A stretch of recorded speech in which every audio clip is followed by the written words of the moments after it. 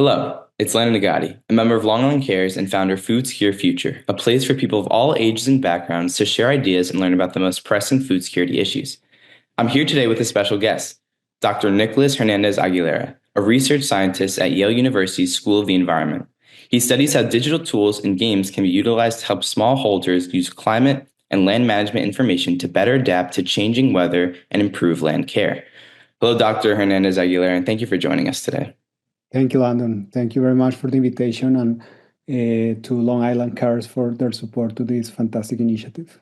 Yeah, no problem.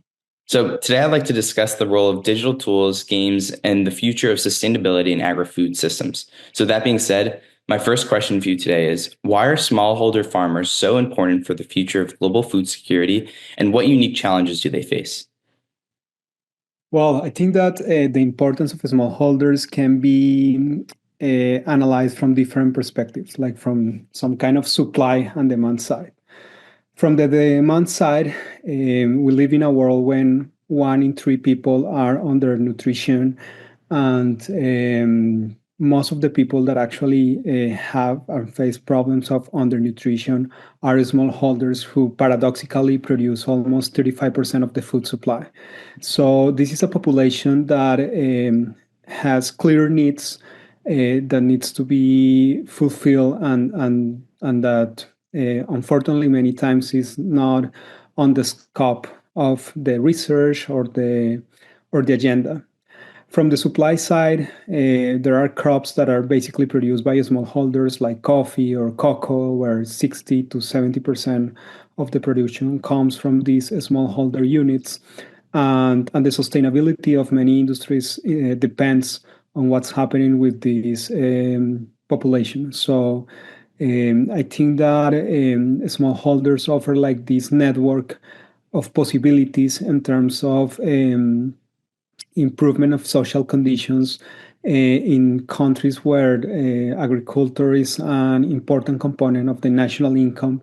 But not only that, those production systems many times are located in biodiversity hotspots.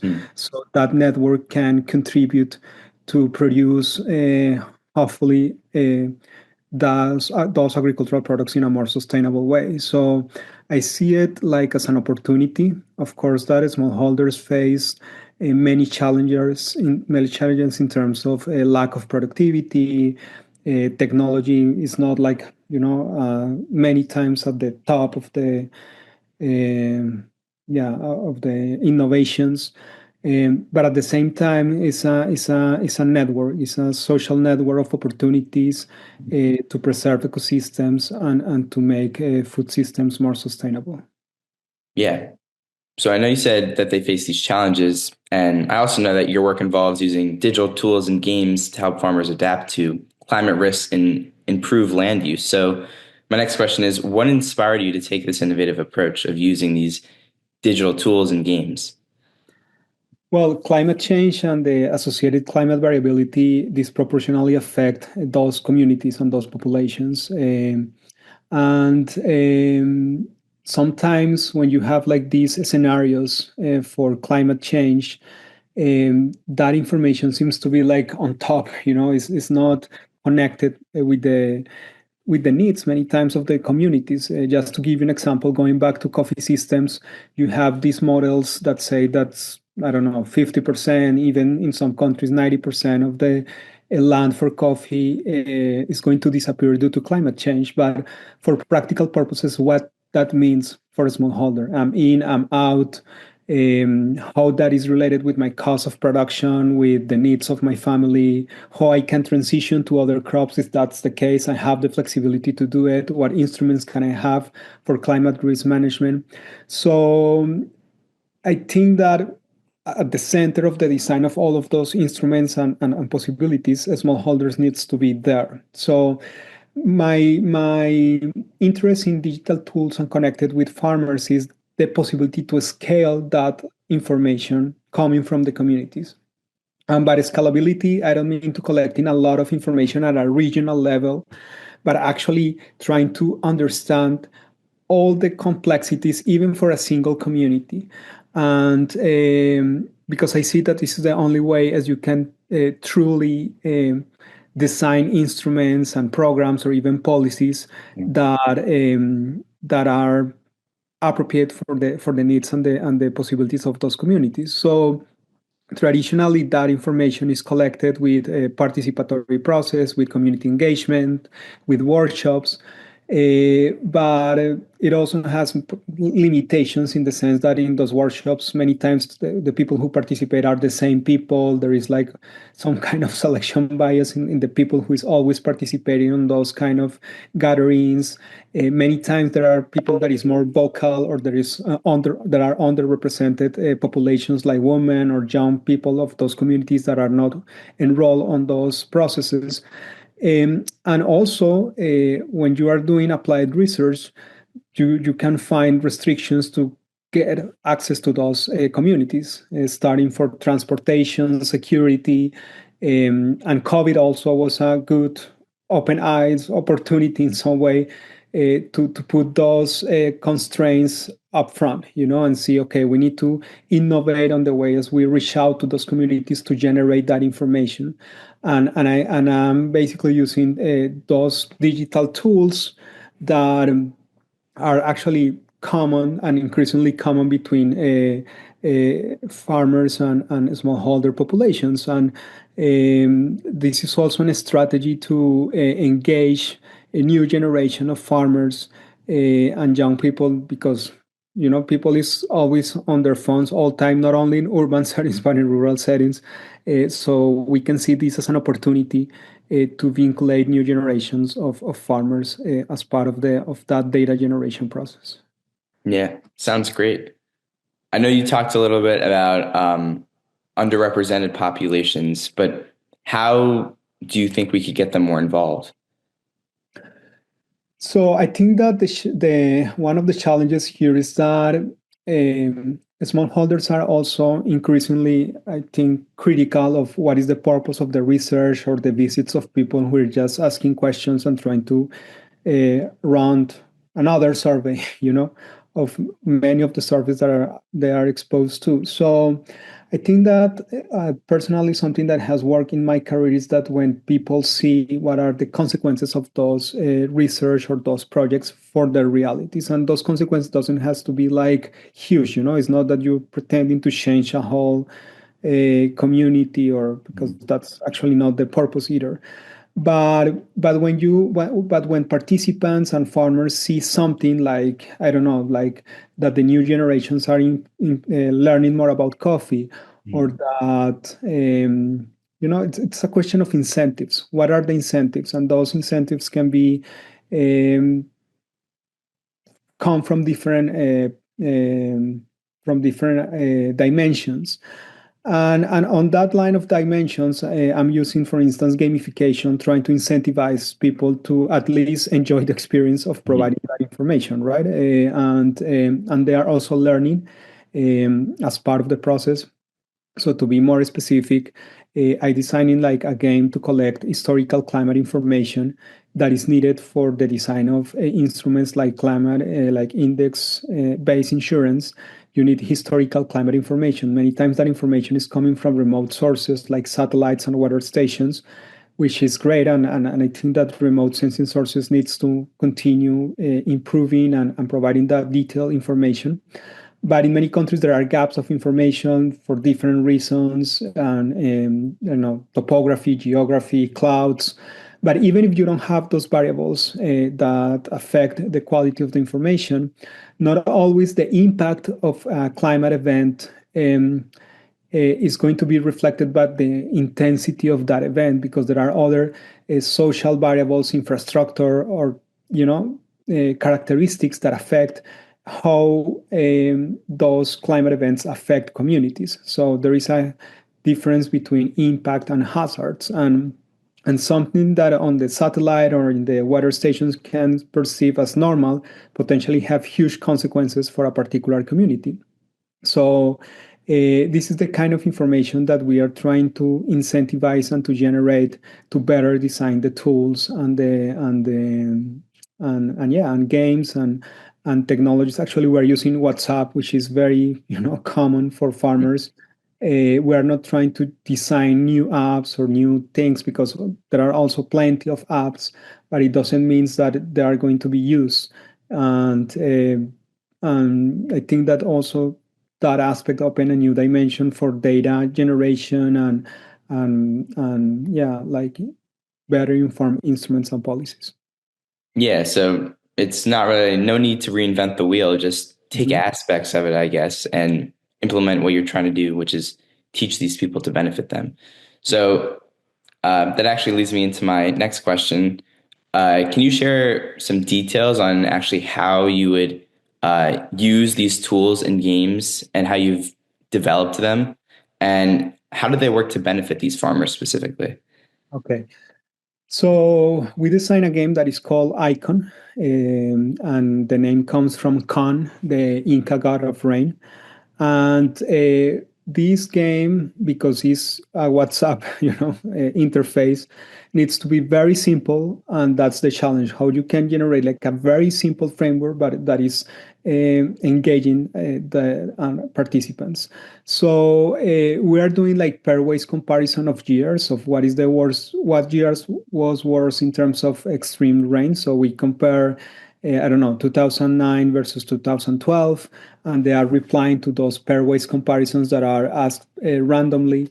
And when they are doing those comparisons, we are saying, oh, okay, your response match with satellite X or with the weather station F, or more importantly, with your neighbors, right? And here is like this is like a hidden variable. It's like trying to find what is the right answer, because as we say, not necessarily satellites or weather stations are saying the truth. So we are waiting uh, increasingly the importance of the consensus of the community as a whole to reveal the truth.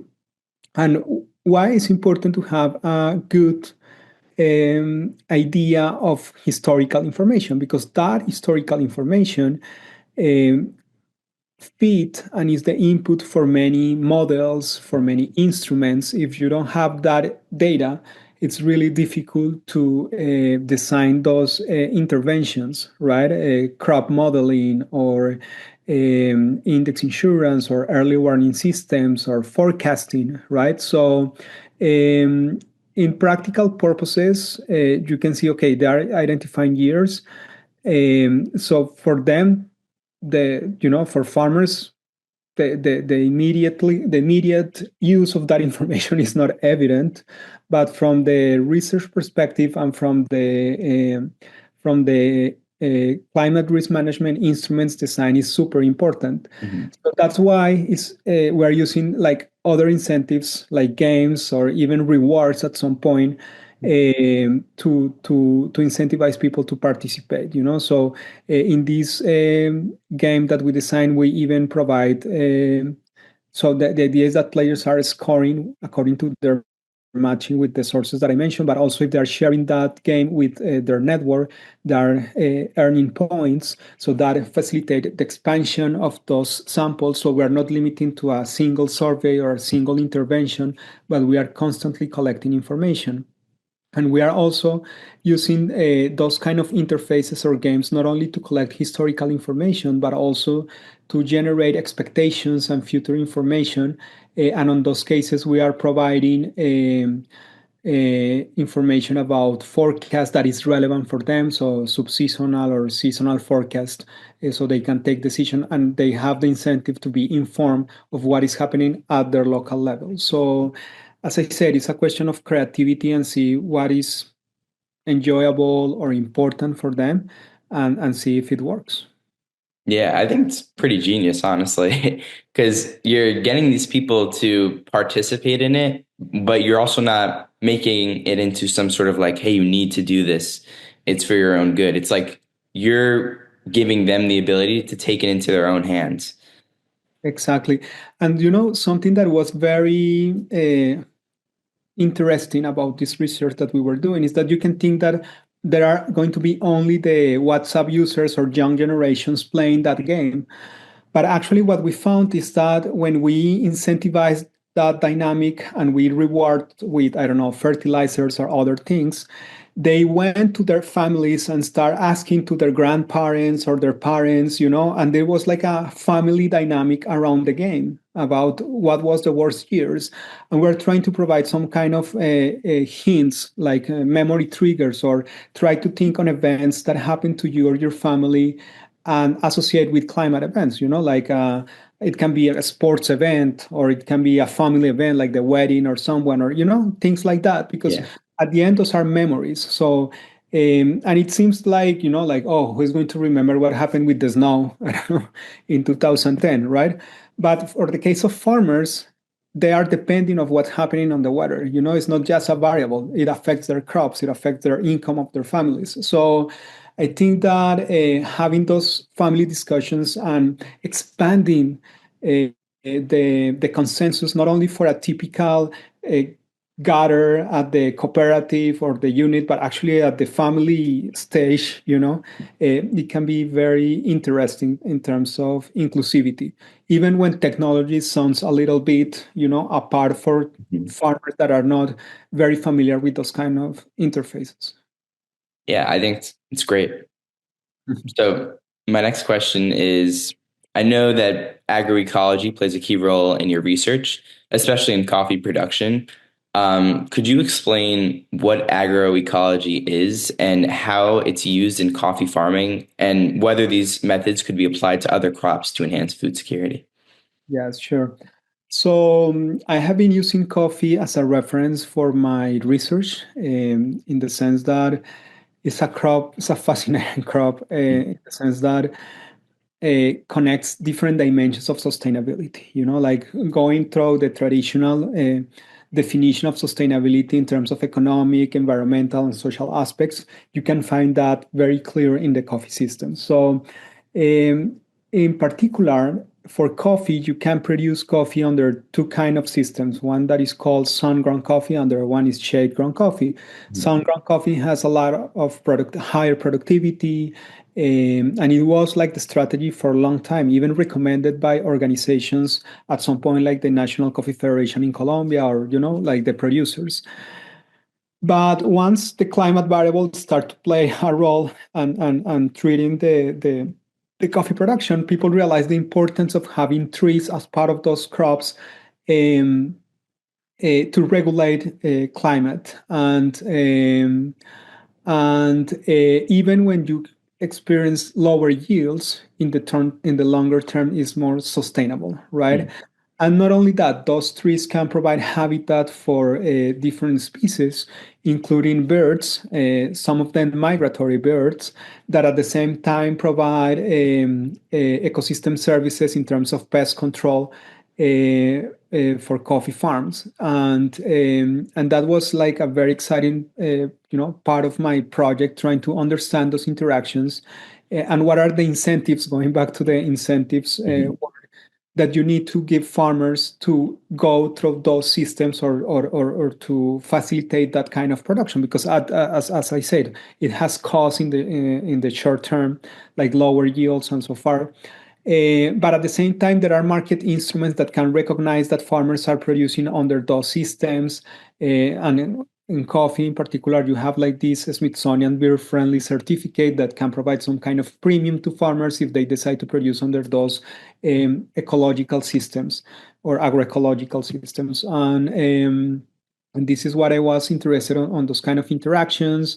But again, trying to understand not only like the picture, but actually the needs of those farmers. What is the price premiums that they need to receive to cover their cost and to go through these systems? Also, of course, that you need to understand the ecology behind that. What is the area that the birds needs to Yeah. as an habitat, so it also leads to other aspects, because if you're speaking about smallholders, potentially you need smallholders that collaborate, and cooperatives are a good mechanisms to coordinate those kind of initiatives, and facilitate the access to market instruments like the ones that we mentioned in terms of premiums.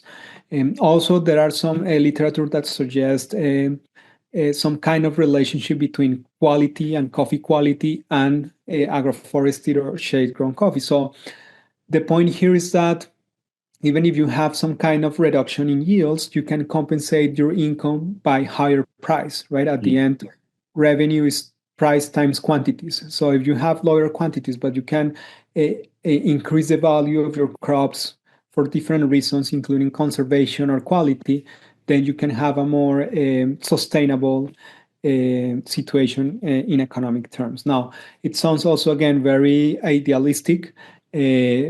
Because also farmers on top of that have like climate risk and all of these challenges, but the intention here is to provide at least a framework that facilitate decisions and incentivize future research for practical purposes. Yeah, it's great. So, my final question for you today is, if say someone watching from home, the viewers, or even me myself, wants to support this effort of improving agroecology to help the local environments, what could they do? How would someone go about that? I think that communication is a good way. So I'm also very supportive of this initiative uh, Hmm. that you are moving forward, because knowledge and information is what also inform decisions, right? So your listeners potentially. Some of them were not aware of those kind of instruments for coffee, or the potential of digital tools for climate risk management at rural settings, right? So I think that one of the things is like facilitate those information channels. So I'm glad that you are doing that. And I think that is also important, especially for young people that is starting their careers or and that process, to give themselves the opportunities to even go abroad and experiment like in front of them some of the realities of those communities. During my career, I have tried to facilitate those bridges, and I think that is very rewarding to see that this is a mutual learning process. It's not like that experts or researchers are going to implement something. No, actually, it's in the double way. You are learning a lot from communities, that local knowledge. And for them also, it's very interesting to have like a new perspective, like a fresh view, because at the end, many of the organizations are also very involved in their daily routines and, and sales and things and social issues and problems. So I think that facilitating that interaction in different ways is an opportunity to expand not only agroecology, but in general, the concerns related with climate adaptation and food security. Because as we mentioned when we start the interview, the role of farmers is not only about the needs of those farmers, but actually the supply of many food and commodities and crops depend of those smallholder communities. Yeah, so just better education in general. Yes, and not necessarily formal channels of education, Yeah. like podcasts or these kind of things and initiatives are, I think, that are a good idea and eventually can connect with market instruments and ways as consumers can better take better and informed decisions for about their purchase and what they consume. Yeah, sounds great to me. Okay. Well, that's all for me. Is there anything else you'd like to add? No, no, no. Thanks for the opportunity, and please keep me posted on different things and initiatives that you are having, and thank you for giving us this chance to go beyond papers and academic papers and have a broad audience for our research. Yeah, it's my pleasure. Well, thank you.